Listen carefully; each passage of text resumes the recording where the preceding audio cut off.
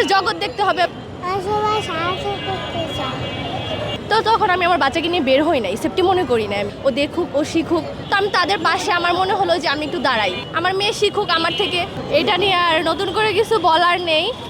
আমি আসলে ঘরে বসে থাকার মেয়ে না, আমি অনেক কাজ করেছি ছাত্রদের সাথে, ভলেন্টিয়ারের কাজ, তারপর ট্রাফিকের কাজ করেছি, গণভবন ক্লিনিংয়ের কাজ করেছি। তো তখন আমি আমার বাচ্চাকে নিয়ে বের হই নাই, সেফটি মনে করি না। তো আমার ফ্যামিলিও আমাকে বের হতে দেয় নাই, যে না ঢাকার পরিস্থিতি তো খুব বাজে। তো আজকে আমার মনে হলো যে না, আমি বের হই, ওকে নিয়ে আমি একটু বের হই। ও দেখুক, ও শিখুক, ওর মা কী করতেছে। আমার ফ্রেন্ডগুলা অনেক কষ্ট করতেছে, আমার ভাইরা অনেক কষ্ট করতেছে।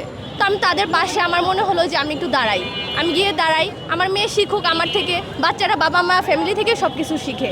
তো এর জন্য ওকে নিয়ে আমার বের হওয়া, যে না একটু উপলব্ধি করুক। ঘরে বসে থাকা, এসির নিচে বসে থাকা, এটা কোনো জীবন হলো না। আমাদের জগৎ দেখতে হবে, বাইরে কি হচ্ছে এগুলো উপলব্ধি করতে হবে। তাহলে আমরা জীবনে আমরা সার্থক হতে পারবো। যে আমরা শুধু সুখই দেখবো, একটু কষ্ট এনজয় করি। লাইফে বেঁচে থাকতে হলে সব কিছুই এনজয় করা দরকার, সুখ কষ্ট, হাসি দুঃখ কান্না, এইটাই। ও এটা তেমন কিছু বুঝে না, ওর বয়স হচ্ছে 3.5 বছর। আমার বাসা হচ্ছে যাত্রাবাড়িতে। ও এটা হাতে করে নিয়ে এই পর্যন্ত আসছে। মামা পাশে থাকে, সবাই সাহায্য করতে